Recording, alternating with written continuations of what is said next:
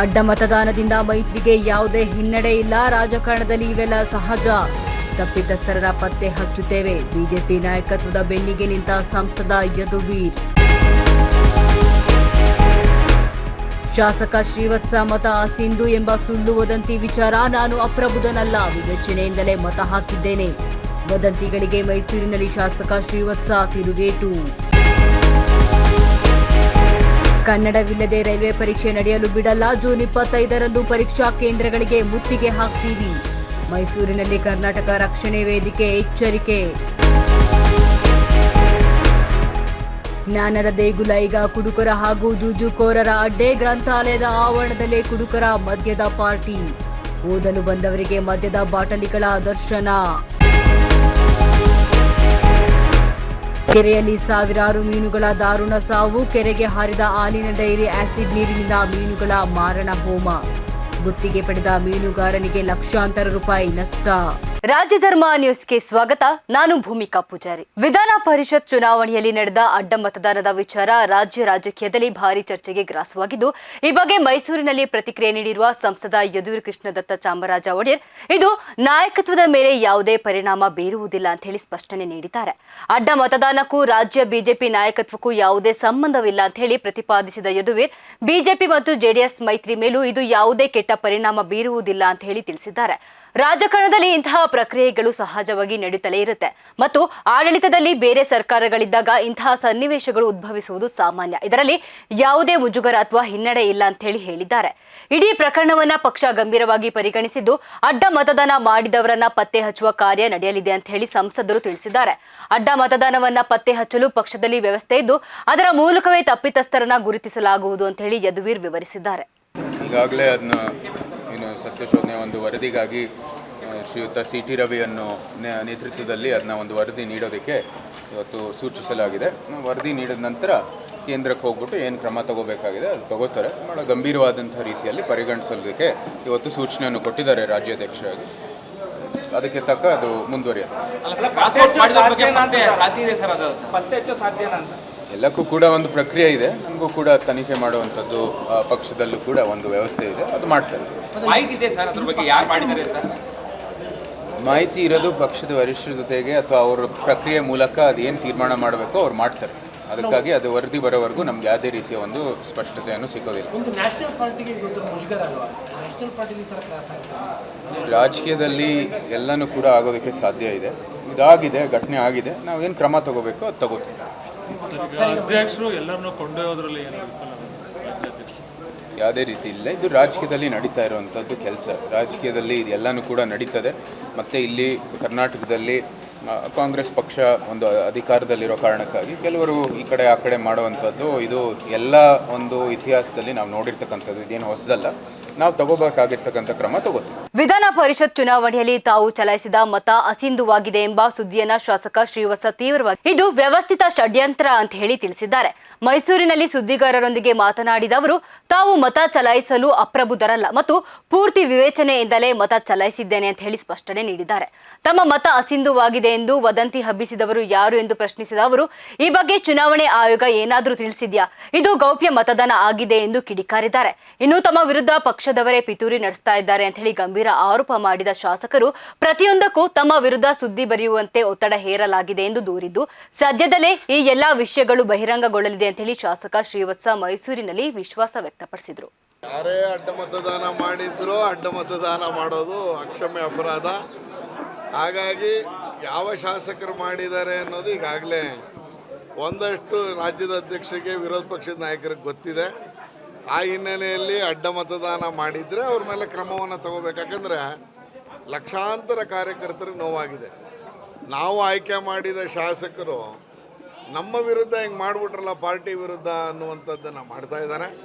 ಆ ಹಿನ್ನೆಲೆಯಲ್ಲಿ ಯಾರೇ ಮಾಡಿದರೂ ಅದ್ರ ಮೇಲೆ ಕ್ರಮ ತಗೊಳ್ಬೇಕು ಅನ್ನುವಂಥ ಒತ್ತಾಯವನ್ನು ಮಾಡ್ತಾ ಇದ್ದಾರೆ. ವ್ಯಾಪಾರ ಆಗಿದೆಯಲ್ವ, ಹೆಂಗಿದ್ರು ಒಂದು ಸತ್ಯಶೋಧನಾ ಸಮಿತಿ ಮಾಡಿದ್ದಾರೆ. ಎರಡನೇದು ರಾಜ್ಯದ ಅಧ್ಯಕ್ಷರು ಮತ್ತು ನಮ್ಮ ವಿರೋಧ ಪಕ್ಷದ ನಾಯಕರಿಗೆ ಗೊತ್ತಿದೆ. ಭಾಳ ಆಶ್ಚರ್ಯ ಅಂದರೆ ಇವತ್ತು ಏನು ಇನ್ವ್ಯಾಲಿಡ್ ಅಸಿಂಧು ಮತದ ಇದರಲ್ಲಿ ನನ್ನ ಹೆಸರನ್ನು ತಳುಕಾಕುವಂಥದ್ದು ಇವತ್ತಿನ ಪತ್ರಿಕೆಯಲ್ಲಿ ಆಗಿದೆ. ಈಗಾಗಲೇ ರಾಜ್ಯಕ್ಕೆ ಮಾತಾಡಿದ್ದೀನಿ, ಚುನಾವಣಾಧಿಕಾರಿಗೆ ಮಾತಾಡಿದ್ದೀನಿ, ಜೊತೆಗೆ ಆ ಪತ್ರಿಕೆ ಅವ್ರಿಗೆ 12 ಗಂಟೆಗೆ ಬರ್ತೀನಿ ಅಂತ ಹೇಳಿದ್ದೀನಿ. 12 ಗಂಟೆಗೆ ಹೋಗ್ತಾ ಇದ್ದೀನಿ. ಅವರಿಗೆ ಅಸಿಂಧು ಆಗಿದ್ದಕ್ಕೆ, ಶ್ರೀವತ್ಸ ಅಸಿಂಧು ಮಾಡಿದ್ದಾರೆ ಅನ್ನೋದಕ್ಕೆ ಸಿಕ್ಕಂಥ ದಾಖಲೆಗಳೇನು, ಆ ರೀತಿಯಲ್ಲಿ ಯಾಕೆ ಅದನ್ನು ಹರಡಿಸುವಂಥ ಕೆಲಸವನ್ನು ಮಾಡ್ತಾ ಇದ್ದೀರಾ ಅನ್ನೋದನ್ನು 12 ಗಂಟೆಗೆ ಆ ಸಂಪಾದಕರು ಬರಲಿಕ್ಕೆ ಹೇಳಿದ್ದಾರೆ. ಅಲ್ಲೋ ಕ್ಲಾರಿಫಿಕೇಷನು ಕೇಳೋನಿದ್ದೀನಿ. ಅಸಿಂಧು ಮಾಡುವಷ್ಟು ಏನು ಅಪ್ರಜ್ಞಾ ಏನೋ ನಾನು ಆ ಥರದ ಅಲ್ಲ. ಆದರೆ ಯಾಕೆ ಬಂತು, ಎಲ್ಲಿಂದ ಬಂತು, ಇದನ್ನು ಹುಟ್ಟಾಕಿರೋರು ಯಾರು, ಯಾವ ಪತ್ರಿಕೆಯಲ್ಲಿ ಇವತ್ತು ಬಂದಿದೆಯಲ್ಲ ಅದನ್ನು ನನ್ನ ಫೋಟೋ ಹಾಕಕ್ಕೆ ಹೇಳಿದವ್ರು ಯಾರು, ಎಲ್ಲವೂ ನನ್ನ ಹತ್ರನೂ ಮಾಹಿತಿ ಇದೆ. ಅದನ್ನು ಶ್ರೀವತ್ಸನ ಹೆಸರು ಬರಬೇಕು, ನೀವು ಹಾಕ್ರಿ ನಾಳೆ ಬೆಳಗ್ಗೆ ಅಂತ ಹೇಳಿರುವಂಥ ವ್ಯಕ್ತಿ ಯಾರು ಅನ್ನೋದು ಗೊತ್ತಿದೆ. ಇಷ್ಟಕ್ಕೇನು ಸುಮ್ಮನೆ ಬಿಡೋದಿಲ್ಲ. ರಾಜಕೀಯವನ್ನು ರಾಜಕೀಯವಾಗಿ ಮಾಡಬೇಕು, ಎದುರಿಸ್ಬೇಕು. ಬೇರೆ ಏನೂ ಹೇಳಕ್ಕೆ ಸಿಕ್ಕಿಲ್ಲ ಇವತ್ತರೆಗೆ. ಹಾಗಾಗಿ ಶ್ರೀವತ್ಸ ಅಸಿಂಧು ಮಾಡಿದ್ದಾನೆ ಅನ್ನುವಂಥದ್ದನ್ನು ಹೇಳಿ ಬರೆಸಿರುವಂಥ ಪ್ರಸಂಗ ನನಗೆ ಗೊತ್ತಿದೆ. ಸದ್ಯದಲ್ಲೇ ಅದು ಹೊರಗೆ ತರ್ತಾರೆ. ರೈಲ್ವೆ ಇಲಾಖೆಯ ಪರೀಕ್ಷೆಗಳಲ್ಲಿ ಕನ್ನಡವನ್ನ ಕಡೆಗಣಿಸುತ್ತಿರುವ ಕ್ರಮಕ್ಕೆ ರಾಜ್ಯಾದ್ಯಂತ ತೀವ್ರ ಆಕ್ರೋಶ ವ್ಯಕ್ತವಾಗಿದೆ. ಜೂನ್ 25ರಂದು ನಡೆಯಲಿರುವ ಗೂಡ್ಸ್ ಟ್ರೈನ್ ಮ್ಯಾನೇಜರ್ ಹುದ್ದೆಗಳ ಪರೀಕ್ಷೆಯನ್ನ ಕೇವಲ ಇಂಗ್ಲಿಷ್ ಮತ್ತು ಹಿಂದಿ ಭಾಷೆಯಲ್ಲಿ ಮಾತ್ರ ನಡೆಸಲು ಮುಂದಾಗಿರುವುದು ಕನ್ನಡಿಗರಿಗೆ ಮಾಡುತ್ತಿರುವ ದ್ರೋಹ ಎಂದು ಕರ್ನಾಟಕ ರಕ್ಷಣಾ ವೇದಿಕೆ ಆಕ್ರೋಶವನ್ನ ವ್ಯಕ್ತಪಡಿಸಿದೆ. ಮೈಸೂರಿನಲ್ಲಿ ಮಾತನಾಡಿದ ಕರವೇ ಜಿಲ್ಲಾಧ್ಯಕ್ಷ ಪ್ರವೀಣ್ ಕುಮಾರ್, ರೈಲ್ವೆ ಇಲಾಖೆ ಕನ್ನಡಕ್ಕೆ ಸಂವಿಧಾನಾತ್ಮಕ ಮಾನ್ಯತೆ ಕಲ್ಪಿಸಬೇಕೆಂದು ಆಗ್ರಹಿಸಿದ್ದಾರೆ. ಒಂದು ವೇಳೆ ಪರೀಕ್ಷೆಯಲ್ಲಿ ಕನ್ನಡ ಪ್ರಶ್ನೆ ಪತ್ರಿಕೆ ಒದಗಿಸದೇ ಇದ್ದರೆ ರಾಜ್ಯಾದ್ಯಂತ ಪರೀಕ್ಷಾ ಕೇಂದ್ರಗಳಿಗೆ ಮುತ್ತಿಗೆ ಹಾಕಿ ಉಗ್ರ ಹೋರಾಟ ನಡೆಸುವುದಾಗಿ ಎಚ್ಚರಿಕೆ ನೀಡಿದ್ದಾರೆ. ನಾವೇನಿದೆ ಪರೀಕ್ಷೆ ಮಾರ್ಚ್ ತಿಂಗಳು 17ನೇ ತಾರೀಕು ಪರೀಕ್ಷೆ ನಡೆದಂಥ ಸಂದರ್ಭದಲ್ಲಿ ನಾವು ಮೈಸೂರು, ಬೆಂಗಳೂರು, ಹುಬ್ಬಳ್ಳಿಯಲ್ಲಿ ಈ ವಿಚಾರವಾಗಿ ವಿರೋಧ ಮಾಡಿ ಅದನ್ನು ಪರೀಕ್ಷೆಯನ್ನು ತಡೆಯುವಂಥ ಕೆಲಸವನ್ನು ಕರ್ನಾಟಕ ರಕ್ಷಣಾ ವೇದಿಕೆ ನಾರಾಯಣಗೌಡರು ಮಾಡಿದರು. ಆದರೆ ಈ ಒಂದು ಬೇಜವಾಬ್ದಾರಿನೋ ಅಥವಾ ಕನ್ನಡದ ಮೇಲೆ ಕಾಳಜಿ ಇಲ್ಲದೇ ಇರೋಂಥ ಕೇಂದ್ರ ಸರ್ಕಾರನೋ ಅಥವಾ ಕನ್ನಡಿಗರ ಮೇಲೆ ಕಾಳಜಿ ಇಲ್ಲದೇ ಇರೋಂಥ ಕೇಂದ್ರ ಸರ್ಕಾರನೋ ಅಥವಾ ಕನ್ನಡಿಗರಿಗೆ ಮಲತಾಯಿ ಧೋರಣೆ ಮಾಡುವಂಥ ಕೇಂದ್ರ ಸರ್ಕಾರನೋ ಅಥವಾ ಕನ್ನಡಕ್ಕೆ ಏನಾದ್ರೂ ನಾವೇನು ಕೇಳಲ್ಲ ಅಂತ ಅನ್ನುವಂಥ MP ಗಳ ದೌರ್ಬಲ್ಯವೋ ಇದಕ್ಕೆ ಮೂಲ ಕಾರಣ ಅಂತ ನಾನು ಇದನ್ನು ವಿರೋಧ ಮಾಡ್ತೀನಿ ಮತ್ತು ಖಡಾಖಂಡಿತವಾಗಿ ಖಂಡಿಸ್ತೀನಿ. 25ನೇ ತಾರೀಕು ನಾವು 5 ಜಿಲ್ಲೆಯವರು ಸೇರ್ತಾ ಇದ್ದೀವಿ. ಏನು ಪರೀಕ್ಷೆ ನಡೀತಿದೆ ಆ ಪರೀಕ್ಷಾ ಕೇಂದ್ರದ ಹತ್ರ ಮೈಸೂರು, ಮಂಡ್ಯ, ಚಾಮರಾಜನಗರ, ಹಾಸನ ಮತ್ತು ಕೊಡಗು ಜಿಲ್ಲೆ 5 ಜಿಲ್ಲೆಯ ಸಾವಿರಾರು ಜನ ಕಾರ್ಯಕರ್ತರು ಪರೀಕ್ಷೆ ನಡೆಯುವಂಥ ಮೈಸೂರಿನಲ್ಲಿ ನಾವು ಸೇರ್ತಾ ಇದ್ದೀವಿ. ಯಾವುದೇ ಕಾರಣಕ್ಕೂ ಕನ್ನಡವಿಲ್ಲದ ಏನಾದರೂ ಪರೀಕ್ಷಾ ಪತ್ರಿಕೆಯನ್ನು ನೀಡಿದ್ದೇ ಆದಲ್ಲಿ ಕರವೇ ಉಗ್ರವಾದ ಹೋರಾಟವನ್ನು ಮಾಡುತ್ತೆ. ಆ ಪರೀಕ್ಷೆ ಅನ್ನೋದಕ್ಕೆ ಅವಕಾಶವನ್ನು ಮಾಡೋದಿಲ್ಲ. ಸರ್, ನಾವು ಕರ್ನಾಟಕ ರಕ್ಷಣಾ ವೇದಿಕೆ ನಾರಾಯಣಗೌಡರ ತತ್ವ ಸಿದ್ಧಾಂತದಡಿಯಲ್ಲಿ ಕಳೆದ 27 ವರ್ಷಗಳಿಂದ ನಾವು ಹೋರಾಟವನ್ನು ಮಾಡ್ತಾ ಬರ್ತಾಯಿದ್ದೀವಿ. ನಮಗೆ ಈ ಪೊಲೀಸ್ ಕೇಸ್ ಆಗ್ಬೋದು ಮತ್ತು ಹೋರಾಟವನ್ನು ಹತ್ತಲಿಕ್ಕದಕ್ಕೆ ಯಾವ ರೀತಿಯಾದಂಥ ಹುನ್ನಾರವನ್ನು ಮಾಡ್ತಾರೆ ಅನ್ನೋದು ಈಗಾಗಲೇ ನಮಗೆ ಮಂದಟ್ಟಾಗಿದೆ, ಅನುಭವ ಆಗಿದೆ. ಅದನ್ನು ಯಾವುದನ್ನು ಲೆಕ್ಸೋದಿಲ್ಲ. ಕನ್ನಡಕ್ಕಿಂತ ಯಾವುದು ನಮಗೆ ಮುಖ್ಯವಿಲ್ಲ. ನಮ್ಮ ಜೀವನವನ್ನೇ ಕನ್ನಡಿಗ ಕರ್ನಾಟಕಕ್ಕೋಸ್ಕರ ಮುಡುಪಾಗಿಟ್ಟಿದ್ದಾಗ ಯಾವುದೇ ಥರವಾದಂಥ ಗೊಡ್ಡು ಬೆದರಿಕೆಗೆ ಎದುರೋದಿಲ್ಲ, ಬಗ್ಗೋದಿಲ್ಲ. ಕರವೇ ಯಾವುದೇ ನಿಷೇಧಾಜ್ಞೆ ಇದ್ದರೂ ಕೂಡ ಆ ಪರೀಕ್ಷೆಯನ್ನು ನಿಲ್ಲಿಸುವಂಥ ಕೆಲಸವನ್ನು ನಾವು ಈಗಾಗಲೇ ಮಾಡಲಿಕ್ಕೆ ಸಿದ್ಧರಿದ್ದೀವಿ. ಈಗಾಗಲೇ ನಾರಾಯಣಗೌಡರು ಎಲ್ಲ ಜಿಲ್ಲಾಧ್ಯಕ್ಷಗಳ ಜೊತೆ ಸಂಪರ್ಕದಲ್ಲಿ ಸಭೆಗಳನ್ನು ಮಾಡಿದ್ದಾರೆ. ಯಾವುದೇ ಕಾರಣಕ್ಕೂ ಎಷ್ಟೇ ಕೇಸ್ ಆದರೂ ನಾವು ಈ ಹೋರಾಟವನ್ನು ಬಿಡೋದಿಲ್ಲ. ಗುಂಡ್ಲುಪೇಟೆ ತಾಲೂಕಿನ ವಡ್ಡಗೆರೆ ಗ್ರಾಮದ ಗ್ರಂಥಾಲಯ ಜ್ಞಾನಾರ್ಜನೆಯ ತಾಣವಾಗುವ ಬದಲು ಈಗ ಕುಡುಕರ ಅಡ್ಡೆಯಾಗಿ ಮಾರ್ಪಟ್ಟಿದೆ. ಜ್ಞಾನದ ಬೆಳಕನ್ನ ಚೆಲ್ಲಬೇಕಿದ್ದ ಗ್ರಂಥಾಲಯದ ಆವರಣದಲ್ಲಿ ಈಗ ಮದ್ಯದ ಬಾಟಲಿಗಳು ಮತ್ತು ಪೌಚ್ಗಳ ರಾಶಿ ಕಣ್ಣಿಗೆ ರಾಚುತ್ತಾ ಇದ್ದು ಸಾರ್ವಜನಿಕರು ಹಾಗೂ ಓದುಗರು ಆಕ್ರೋಶವನ್ನ ವ್ಯಕ್ತಪಡಿಸಿದ್ದಾರೆ. ಸಂಜೆ ಕಳೆಯುತ್ತಿದ್ದಂತೆ ಗ್ರಂಥಾಲಯದ ಆವರಣವು ಮದ್ಯ ವ್ಯಸನಿಗಳ ಪಾರ್ಟಿ ತಾಣವಾಗಿ ಬದಲಾಗ್ತಾ ಇದೆ. ಗ್ರಂಥಾಲಯದ ಆವರಣದ ತುಂಬಾ ಖಾಲಿ ಮದ್ಯದ ಬಾಟಲಿಗಳು, ಪೌಚ್ಗಳು ಮತ್ತು ಸಿಗರೆಟ್ ತುಂಡುಗಳು ಬಿದ್ದಿರುವುದು ಅಲ್ಲಿನ ಅಸ್ವಚ್ಛತೆಗೆ ಸಾಕ್ಷಿಯಾಗಿದ್ದು ಓದಲು ಬರುವವರು ಮದ್ಯದ ವಾಸನೆ ಮತ್ತು ಕುಡುಕರ ಹಾವಳಿಯಿಂದಾಗಿ ಕಿರಿಕಿರಿ ಅನುಭವಿಸುವಂತಾಗಿದೆ. ಸಾರ್ವಜನಿಕರ ಹಣದಲ್ಲಿ ನಿರ್ಮಾಣವಾದ ಗ್ರಂಥಾಲಯದ ಸ್ಥಿತಿ ಹೀಗೆ ಪಾಳು ಬಿದ್ದಿರುವುದು ಗ್ರಾಮಸ್ಥರ ಆಕ್ರೋಶಕ್ಕೆ ಕಾರಣವಾಗಿದ್ದು ಕೂಡಲೇ ಸಂಬಂಧಪಟ್ಟ ಅಧಿಕಾರಿಗಳು ಮತ್ತು ಸ್ಥಳೀಯ ಆಡಳಿತ ಎಚ್ಚೆತ್ತುಕೊಂಡು ಗ್ರಂಥಾಲಯದ ಆವರಣದಲ್ಲಿ ಮದ್ಯಪಾನ ಮಾಡುವವರ ವಿರುದ್ಧ ಕಠಿಣ ಕ್ರಮ ಕೈಗೊಳ್ಳಬೇಕು. ಜೊತೆಗೆ ಗ್ರಂಥಾಲಯದ ಸುತ್ತಮುತ್ತಲ ಪ್ರದೇಶವನ್ನು ಸ್ವಚ್ಛಗೊಳಿಸಿ ಓದುಗರಿಗೆ ಸೂಕ್ತ ಪರಿಸರ ನಿರ್ಮಿಸಿಕೊಡಬೇಕೆಂತ ಹೇಳಿ ಗ್ರಾಮಸ್ಥರು ಮತ್ತು ಓದುಗರು ಆಗ್ರಹಿಸಿದ್ದಾರೆ.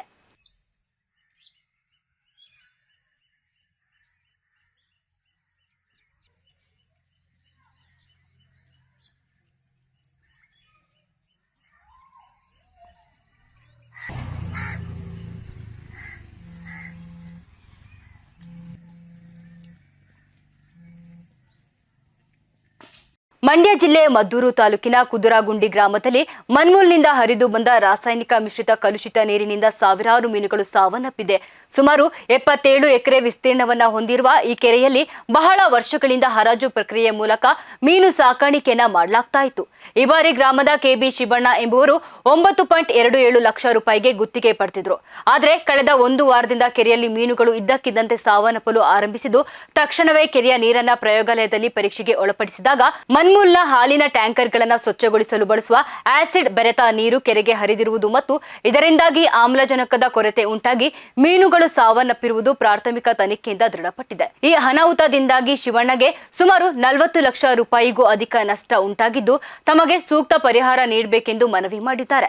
ಘಟನೆಯನ್ನ ಗಂಭೀರವಾಗಿ ಪರಿಗಣಿಸಿರುವ ಅಧಿಕಾರಿಗಳು ಸ್ಥಳಕ್ಕೆ ಭೇಟಿ ನೀಡಿ ಪರಿಶೀಲನೆ ನಡೆಸಿದ್ದಾರೆ. ಕೆರೆಯ ನೀರು ವಿಷಪೂರಿತವಾಗಿರೋದ್ರಿಂದ ಜನರು ಯಾವುದೇ ಕಾರಣಕ್ಕೂ ನೀರನ್ನ ಬಳಸದಂತೆ ಕಟ್ಟುನಿಟ್ಟಿನ ಸೂಚನೆ ನೀಡಲಾಗಿದೆ.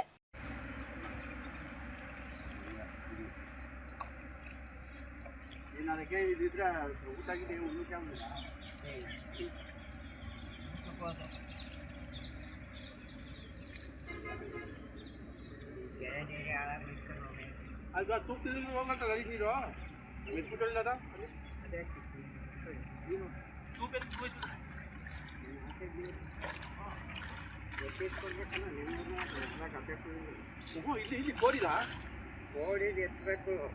ಎತ್ತಣ 2 ದಿನ ಓಡಿ ಕೆಳಗೆ ಆಸಿಡ್ ನೀರೆಲ್ಲ ಕೆಳಗೆ.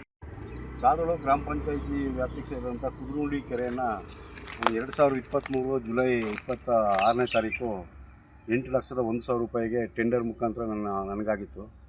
ಆಗಿನಿಂದನೂ ಸಹ ಸ್ವಲ್ಪ ಮೀನು ಸಾಯಿಗೆ ಶುರುವಾಯಿತು. ಏನು ಇದು ಸಾಯ್ತಾ ಇದಲ್ಲ ಅಂತೇಳಿ ಪೊಲ್ಯೂಷನ್ ಡಿಪಾರ್ಟ್ಮೆಂಟಲ್ಲಿ ವಾಟರ್ ಟೆಸ್ಟ್ ಮಾಡಿಸಿದಾಗ ಇದು ಕಲುಷಿತ ನೀರು ಬರ್ತಾ ಇದೆ, ಎಲ್ಲಿಂದ ನೀರು ಬರ್ತದೆ ಅಂತ ಹೇಳಿದ್ರು.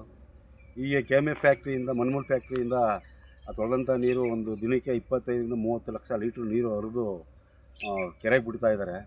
ನಾವು ಆ ವಿಚಾರವಾಗಿ ಪಂಚಾಯತಿಗೂ ಕಂಪ್ಲೇಂಟ್ ಮಾಡಿದ್ವಿ, ಮತ್ತು KMF ಮನ್ಮೂಲ್ ಅಧ್ಯಕ್ಷರು ಮತ್ತು ಅಲ್ಲಿ MD ಅವ್ರಿಗೆಲ್ಲ ಹೋಗಿ ನಾವು ಲಿಖಿತ ರೂಪದಲ್ಲೂ ಕೊಟ್ವಿ, ಮೌಖಿಕ ರೂಪದಲ್ಲಿ ಹೋಗಿ ಹೇಳಿ ಅವರು ಎಲ್ಲರನ್ನೂ ಕಳಿಸಿದ್ರು. ಎಲ್ಲವನ್ನು ನೋಡಿ ಇನ್ಮೇಲೆ ನಾವು ಬಿಡಲ್ಲ ನೀರನ್ನ ಅಂತೇಳಿ ಅವರು ಹೇಳಿದ್ರು. ಆದರೂ ಅವರು 2023ರಿಂದ ನೀರನ್ನೇ ಬಿಡ್ತಾವ್ರೆ. ಈ ಜಾಸ್ತಿ ಕ್ಲೀನಿಂಗ್ ಮಾಡಿದಾಗ ನೀರು ಬಿಟ್ಟಾಗ ಈ ಥರದ ಟನ್ಗಟ್ಟಲೆ ಮೀನುಗಳು ಸಾಯ್ತವೆ. ಈಗ ಸಾಕಷ್ಟು ತೇಲ್ತಾ ಇದೆ ಕೆರೆ ಒಳಗಡೆ ಮೀನೆಲ್ಲ. ಕೆಲವು ಮೀನೆಲ್ಲ ಹಿಡಿದು ತಂದು ಹಾಕಿದ್ದೀವಿ. ಈಗ ಸುಮಾರು ನಮಗೆ ಲಕ್ಷಾಂತರ ರೂಪಾಯಿ ಲಾಸ್ ಆಗಿದೆ. ಬಿಟ್ಟಂಥ ಮೀನು ಮರಿಗಳು ಉಳಿಯಲ್ಲ, ಎಲ್ಲ ಇಷ್ಟೊಂದು ಸಾವಾಯ್ತಾ ಇದೆ. ಇವತ್ತು ಅವ್ರಿಗೆ ನಾನು ಮೀನುಗಾರಿಕೆ ಇಲಾಖೆ ಅಸಿಸ್ಟೆಂಟ್ ಡೈರೆಕ್ಟ್ರನ್ನು ಕರೆಸಿದ್ದೆ, ಅವರು ಬಂದಿದ್ದರು. ಮನ್ಮೂಲ್ ಫ್ಯಾಕ್ಟ್ರಿಯಿಂದನೂ ಸಹ ಅಧಿಕಾರಿ ಶಿವಕುಮಾರ್ ಮತ್ತು ಅವ್ರ ತಂಡ ಬಂದು ಎಲ್ಲನೂ ವೀಕ್ಷಣೆ ಮಾಡ್ಕೊಂಡು ಅವರು ಎಲ್ಲ ಫೋಟೋಸ್ ಎಲ್ಲ ತಗೊಂಡೋದ್ರು. ಈಗ ನಾನು ಪೇಪರ್ನವ್ರಿಗೂ ಹೇಳಬೇಕಾಗಿತ್ತು. ಈಗ ಅವರು ಬಂದು ಎಲ್ಲ ನೋಡಿದ್ದಾರೆ ವಾಸ್ತವವನ್ನು. PDO ಮತ್ತು ಸೆಕ್ರೆಟರಿ ಅವರು ಬರ್ತೀವಿ ಅಂತ ಇದ್ದಾರೆ, ಅವ್ರಿಗೋಸ್ಕರ ಕಾಯ್ತಾ ಇದ್ದೀವಿ. ಸಾಕಷ್ಟು ಲಾಸ್ ಆಗ್ತಾ ಇದೆ. ನನಗೆ ಅಮೌಂಟ್ ಕಟ್ಟೋಕ್ಕಾಗಲ್ಲ. ಈ ವರ್ಷದ ಅಮೌಂಟು 9,27,000 ಚಿಲ್ಲರೆ ಅಮೌಂಟ್ ಕಟ್ಟಬೇಕು.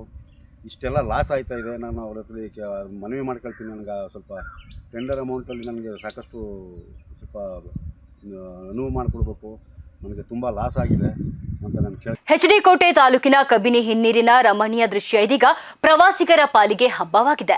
ಮಳೆಯ ಅಭಾವದಿಂದಾಗಿ ಕಬಿನಿ ಹಿನ್ನೀರಿನಲ್ಲಿ ನೀರಿನ ಮಟ್ಟ ತಗ್ಗಿರುವುದರಿಂದ ಫಲವತ್ತಾದ ಭೂಮಿಯಲ್ಲಿ ಹಸಿರು ಹುಲ್ಲು ಬೆಳೆದಿದೆ. ಈ ಹಸಿರು ಹುಲ್ಲನ್ನ ಮೇಯಲು ಕಾಡಿನಿಂದ ಹಿಂಡು ಹಿಂಡಾಗಿ ಆನೆಗಳು, ಜಿಂಕೆಗಳು ಮತ್ತು ಕಾಡು ಕೋಣಗಳು ಆಗಮಿಸ್ತಾ ಇದೆ. ಪ್ರಕೃತಿಯ ಮಡಿಲಲ್ಲಿ ಸ್ವಚ್ಛಂದವಾಗಿ ವಿಹರಿಸುವ ಆನೆಗಳ ದೃಶ್ಯ, ಜಿಂಕೆಗಳ ಓಟ ಮತ್ತು ಕಾಡು ಕೋಣಗಳ ಗುಂಪು ಪ್ರವಾಸಿಗರಿಗೆ ರೋಚಕ ಅನುಭವ ನೀಡ್ತಾ ಇದೆ. ಮೃಗಗಳ ಈ ಸಹಜ ಜೀವನ ಶೈಲಿಯನ್ನ ಕಂಡು ಪ್ರವಾಸಿಗರು ಪುಳಕಿತರಾಗಿದ್ದಾರೆ. ಪ್ರಕೃತಿಯ ಸೊಬಗಿನೊಂದಿಗೆ ಪ್ರಾಣಿಗಳ ಈ ಕಲರವವನ್ನ ಪ್ರವಾಸಿಗರು ತಮ್ಮ ಕ್ಯಾಮೆರಾಗಳಲ್ಲಿ ಸೆರೆ ಹಿಡಿತಾ ಇದ್ದಾರೆ. ಕಾಡಿನ ಅಂಚಿನಲ್ಲಿ ಪ್ರಾಣಿಗಳು ಮತ್ತು ಪ್ರಕೃತಿಯ ಈ ಸಮ್ಮಿಲನ ಪ್ರವಾಸಿಗರ ಪಾಲಿಗೆ ಅಂತೂ ನಯನ.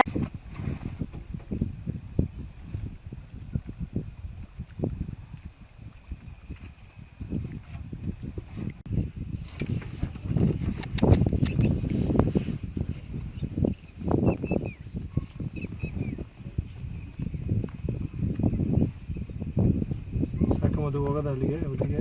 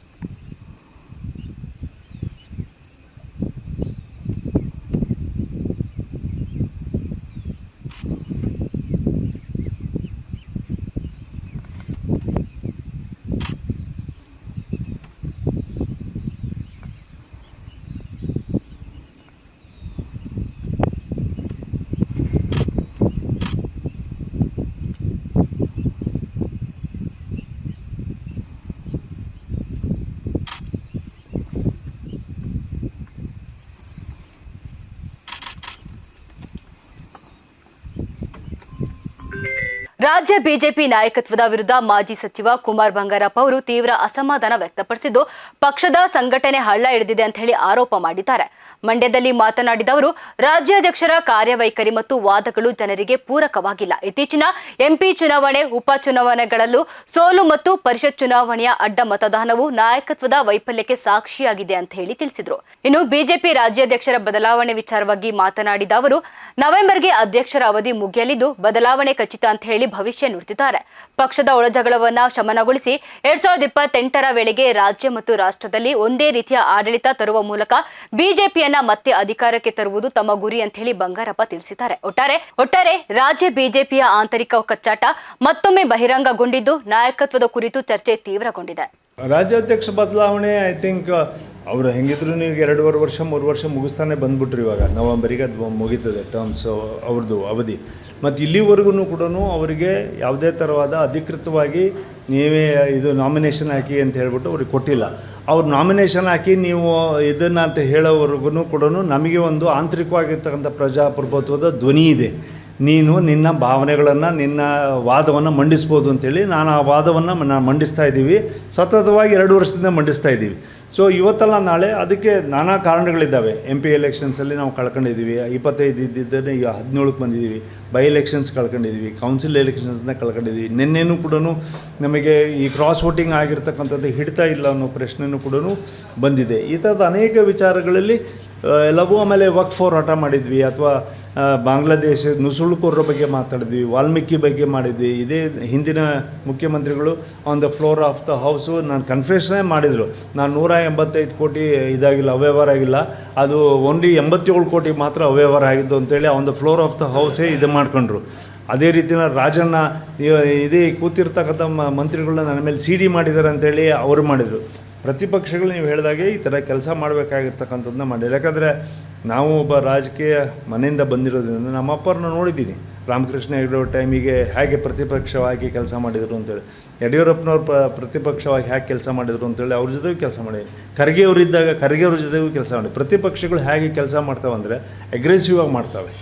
ಇಲ್ಲೇನಂದರೆ ಅಡ್ಜಸ್ಟ್ಮೆಂಟ್ ಮಾಡ್ಕೊಂಡು ಹೋದಾಗ ಪಕ್ಷಕ್ಕೆ ಕೊಡ್ತಾ ಬರ್ಬೋದು. ರಾಜ್ಯ ರಾಜಕೀಯದಲ್ಲಿ ಇದೀಗ ಭಾರೀ ಸಂಚಲನ ಮೂಡಿದ್ದು ಬಿಜೆಪಿಯಲ್ಲಿ ನಾಯಕತ್ವದ ಕೊರತೆ ಮತ್ತು ಆಂತರಿಕ ಭಿನ್ನಾಭಿಪ್ರಾಯ ತೀವ್ರಗೊಂಡಿದೆ ಅಂತ ಹೇಳಿ ಮದ್ದೂರಿನ ಶಾಸಕ ಕದಲೂರು ಉದಯ್ ವಾಗ್ದಾಳಿ ನಡೆಸಿದ್ದಾರೆ. ಬಿಜೆಪಿಯಲ್ಲಿ ಶಾಸಕರಿಗೆ ಭದ್ರತೆ ಇಲ್ಲದ ಕಾರಣ ತಮ್ಮ ರಾಜಕೀಯ ಭವಿಷ್ಯಕ್ಕಾಗಿ ಹಲವು ಶಾಸಕರು ಶೀಘ್ರವೇ ಕಾಂಗ್ರೆಸ್ ಸೇರ್ಪಡೆಯಾಗಲಿದ್ದಾರೆ ಅಂತ ಹೇಳಿ ಭವಿಷ್ಯ ನುಡಿದಿದ್ದು ರಾಜಕೀಯ ಭವಿಷ್ಯದ ಬಗ್ಗೆಯೂ ಇದೀಗ ಚರ್ಚೆಗಳು ಶುರುವಾಗಿದೆ. ವಿಧಾನ ಪರಿಷತ್ ಚುನಾವಣೆಯಲ್ಲಿ ಕಾಂಗ್ರೆಸ್ ಅಭ್ಯರ್ಥಿಗಳು ವಿಪಕ್ಷ ಶಾಸಕರನ್ನ ಭೇಟಿಯಾಗಿ ಮತಯಾಚನೆ ಮಾಡಿರಲಿಲ್ಲ ಅಥವಾ ಯಾವುದೇ ಆಮಿಷ ಒಡ್ಡಿರಲಿಲ್ಲ. ಆದರೂ ಗೌಪ್ಯ ಮತದಾನದಲ್ಲಿ ಶಾಸಕರು ಕಾಂಗ್ರೆಸ್ಗೆ ಬೆಂಬಲ ಸೂಚಿಸಿದ್ದು ಇದು ಬಿಜೆಪಿ ಮತ್ತು ಜೆಡಿಎಸ್ ಮೈತ್ರಿ ನಾಯಕರಿಗೆ ದೊಡ್ಡ ಮುಖಭಂಗವಾಗಿದೆ. ವಿಜೇಂದ್ರ ಅವರ ನಾಯಕತ್ವದ ವಿರುದ್ಧ ಶಾಸಕರಲ್ಲಿ ಅಸಮಾಧಾನವಿದ್ದು ಇದು ಪಕ್ಷದ ಗುಂಪು ರಾಜಕಾರಣವನ್ನ ಬಹಿರಂಗಪಡಿಸಿದೆ. ರಾಜಕೀಯದಲ್ಲಿ ಯಾರು ಒಂದೇ ಪಕ್ಷಕ್ಕೆ ಅಂಟಿಕೊಳ್ಳುವುದಿಲ್ಲ ಎಂದಿರುವ ಉದಯ್ ವಿಪಕ್ಷಗಳ ಹಲವು ಶಾಸಕರು ಶೀಘ್ರದಲ್ಲೇ ಕಾಂಗ್ರೆಸ್ ಸಿದ್ಧಾಂತವನ್ನು ಒಪ್ಪಿ ನಮ್ಮ ಪಕ್ಷಕ್ಕೆ ಬರಲಿದ್ದಾರೆ ಅಂತ ಹೇಳಿ ಆತ್ಮವಿಶ್ವಾಸ ವ್ಯಕ್ತಪಡಿಸಿದ್ದಾರೆ. ಅವ್ರಿಗೆ ಭದ್ರತೆ ಇಲ್ಲ, ಅವ್ರ ಲೀಡರ್ಶಿಪ್ಪು ಕೊರತೆ ಇದೆ. ಸೊ ಅವ್ರ ಭವಿಷ್ಯ ನೋಡ್ಕೋಬೋದು. ರಾಜಕೀಯದಲ್ಲಿ ಏನು ಇಂಥದ್ದೇ ಪಕ್ಷದಲ್ಲಿ ಇರಬೇಕು ಅಂತ ಏನಿಲ್ಲ. ಅವ್ರಿಗೆಲ್ಲಿ ಭವಿಷ್ಯದಲ್ಲಿ ಅನುಕೂಲ ಆಗ್ತದೆ ಆ ಕಡೆ ಹೋಗ್ಬೋದು. ಎಲ್ಲರೂ ಸ್ವತಂತ್ರರಿದ್ದಾರೆ. ಈಗ ಒಳ್ಳೆಯ ಒಂದು ನಾಯಕತ್ವ ಕಾಣಿಸ್ತಾ ಇದೆ, ಸ್ಪೀಡಾಗಿರೋ ನಾಯಕತ್ವ ಕಾಣಿಸ್ತಾ ಇದೆ. ಸೊ ಬರಲಿ, ಎಲ್ರಿಗೂ ಸ್ವಾಗತ. ಬನ್ನಿ. ಯಾರಿಗೆ ಯಾರು ಮಾಡೋರು ಅಂತ ಗೊತ್ತಿಲ್ಲ. ಹೆಂಗ್ ಇದು ಗೌಪ್ಯ ಮತದಾನ, ಯಾರು ಮತದಾನ ಮಾಡೋರು ಅನ್ನೋದು ಮಾಹಿತಿ ಇಲ್ಲ. ಸೊ ನೀವು ಹೆಂಗೆ ಅದನ್ನ ಅವ್ರಿಗೆ ಅಂತ ನೀವು ಅನುದಾನಕ್ಕೋಸ್ಕರ ಮಾಡೋರು ಅಂತ ಹೆಂಗೆ ಹೇಳ್ತೀವಿ? ಸರಿ, ಅವ್ರಿಗೇನು ಬೇಕೀಗ? ಏನು ಗಾದೆ ಹಳ್ಳಿಲಿ ಹೇಳ್ತಾರಲ್ಲ, ನೆಲಕ್ಕೆ ಬಿದ್ದರೆ ಮೀಸಲು ಮಣ್ಣಾಗಿಲ್ಲ ಅಂತ. ಅವ್ರಿಗೆ ಅವಮಾನ ಆಗಿದೆ. ಆ ಅವಮಾನನ ಹೇಳ್ಕೊಕ್ಕಾಗದೆ ಏನೇನೋ ಹೇಳ್ತಾವ್ರೆ. ಸಚಿವ ಸಂಪುಟ ಪುನರಚನೆ ಚುನಾವಣೆ ಆದ್ಮೇಲೆ ಮಾಡ್ತೀವಿ ಅಂತ ಹೇಳಿ ಮಾಡ್ತಾರೆ. ಯಾವಾಗ? ಎನಿ ಟೈಮ್, ಇನ್ನು 1 ವಾರದಲ್ಲಿ ಎಲ್ಲ ಕಂಪ್ಲೀಟ್ ಮಾಡ್ತಾರೆ. ಸರ್, ನೂತನ ಮುಖ್ಯಮಂತ್ರಿಗಳಿಂದ ತಮ್ಮ ನಿರೀಕ್ಷೆ ಏನು ಸರ್? ನಮ್ಮ ನಿರೀಕ್ಷೆ ಬೇಕಾದಷ್ಟಿದೆ ನಮ್ಮ ತಾಲೂಕಿಗೆ. ಈಗಾಗಲೇ ಎಲ್ಲ ತಯಾರು. ಹೊಸ ಯೋಜನೆಗೆ ಏನಾದ್ರು ಒಂದು ಪ್ರಸ್ತಾವನೆ ಕೊಟ್ಟಿದ್ದಾರೆ ಸರ್? ನನಗೆ ಹೊಸ ಯೋಜನೆ ಅನ್ನೋದಕ್ಕಿಂತ ಈಗ ಭಾಳಷ್ಟು ಈಗ ನಮ್ಗೆ ಹಾಸ್ಪಿಟ್ಲು ಉನ್ನತೀಕರಣ ಆಗಬೇಕು, ನಮ್ಮ ಮಾರ್ಕೆಟ್ ಆಗಬೇಕು, 2 ಮಾರ್ಕೆಟ್ ಆಗಬೇಕು. ಒಂದು ವೆಜಿಟೇಬಲ್ಸ್ ಆ್ಯಂಡ್ ಫ್ಲವರ್ಸ್ ಅದು ಇನ್ನೊಂದು ಮಟನ್ ಮಾರ್ಕೆಟು ಮೈನು. ಸೊ ನಮಗೆ ಈಗ ರೋಡು ವೈಡ್ ಮಾಡಬೇಕು, ಅದು ಫೈನಲ್ ಹಂತಕ್ಕೆ ಬಂದಿದೆ. ಸೊ ಎನಿ ಡೇ ಅದು ನೀನು ಕ್ಯಾಬಿನೆಟಿಗೆ ಬರ್ತದೆ, ಬಹುಶಃ ನೆಕ್ಸ್ಟ್ ಕ್ಯಾಬಿನೆಟಿಗೆ ಬರ್ತದೆ. ಮತ್ತು ಒಂದಷ್ಟು ನೀರಾವರಿ ಕೇಳಿದ್ದೀವಿ. ನಮ್ಮ ಹೊಳೆಯಿಂದ ಆಚೆಗೆ ನಮಗೆ ನೀರಿನ ಸೋರ್ಸ್ ಇಲ್ಲ. ಆ ಕೆರೆಗಳನ್ನ ಸ್ವಲ್ಪ ಗಟ್ಟಿ ಮಾಡ್ಕೋಬೇಕು, ಲಿಫ್ಟ್ ಮುಖಾಂತರ ನೀರು ತುಂಬಿಸ್ಬೇಕು. ಕೆರೆಗಳಲ್ಲಿ ಯಾವಾಗೂ ನೀರು ಇರಬೇಕು, ಆವಾಗ ನಮ್ಮ ಬೋರ್ವೆಲ್ಗಳಾರು ಅಂತರ್ಜಲ ವೃದ್ಧಿ ಆಗ್ತದೆ. ಅದೊಂದು ಯೋಜನೆ ನಮಗೆ ಇಂಪಾರ್ಟೆಂಟು. ಸೂಳೆಕೆರೆ ಕಾಮಗಾರಿ ಏನು? ಕಾಮಗಾರಿ ನಡೀತಾ ಇದೆ, ಇನ್ನು ಸ್ವಲ್ಪ ಇದೆ, ಇನ್ನೊಂದು 1.5 ತಿಂಗಳಲ್ಲಿ ಮುಗೀತದೆ.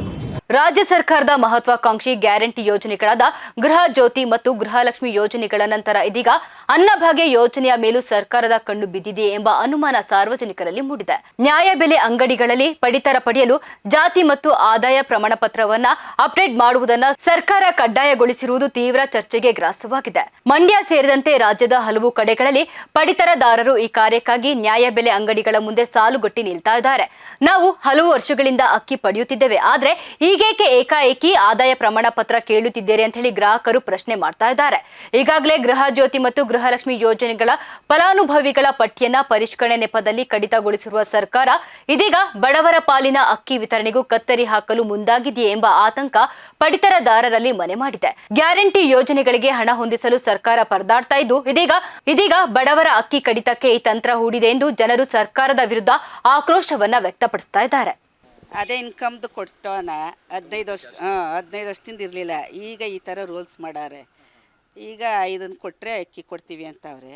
ಈಗ ವಯಸ್ಸಾದವರೆಲ್ಲ ಏನು ಅಲ್ಲಿ ಹೋಗಿ ಏನು ತಗೋತಾರಪ್ಪ, ಹೋಗಿ ಇದು ಮಾಡ್ಕೊಂಡು ಇನ್ಕಮ್ದೆಲ್ಲನೂ ಆ ಥರ ರೂಲ್ಸ್ ಮಾಡಾರೆ ಸರ್ಕಾರದವರು ಅಷ್ಟೇ.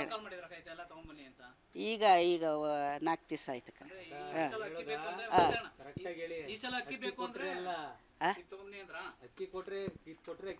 ಅಲ್ಲಲ್ಲ, ಇದು ಕೊಟ್ರಿ ಅಂತಲ್ಲ, ಇದು ಕೊಡಿ ಅಂತ ಹೇಳವ್ರೆ. ಜಾತಿಯ ಪ್ರಮಾಣ ಪತ್ರನ ಅದು ಎಲ್ಲ ಕೇಳ್ತಾವ್ರೆ.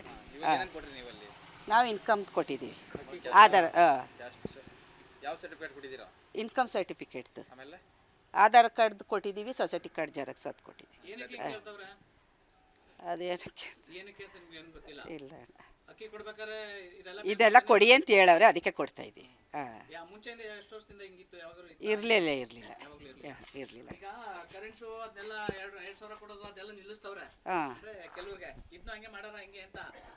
ಅದೇನೋ ಅವರು ಕೇಳ್ಬೇಕಣ್ಣ, ಅದೇನು ನಮಗೆ ಗೊತ್ತಿಲ್ಲ ಒಟ್ಟಲ್ಲಿ. ಅಯ್ಯೋ ನಿಲ್ಲಿಸ್ಬಿಟ್ರೆ ಈ ರೈತರದ್ದು ಇದ್ರದ್ದೆಲ್ಲ ಏನಪ್ಪ ಇದು, ಕೊಡಲೇಬೇಕಲ್ಲ ಬಡವ್ರ ಬಗ್ರಿಗೆ. ಮೊದಲೆಲ್ಲ ಕೇಳ್ತಿರ್ಲಿಲ್ಲ, ಈಗ ಕೇಳ್ತಾವ್ರೆ. ಇವಿಷ್ಟು ಇವರೆಗಿನ ಪ್ರಮುಖ ಸುದ್ದಿಗಳು. ನೋಡ್ತಾ ಇರಿ ರಾಜಧರ್ಮ ನ್ಯೂಸ್, ಇದು ಕನ್ನಡಿಗರ ಬೆನ್ನೆಲುಬು.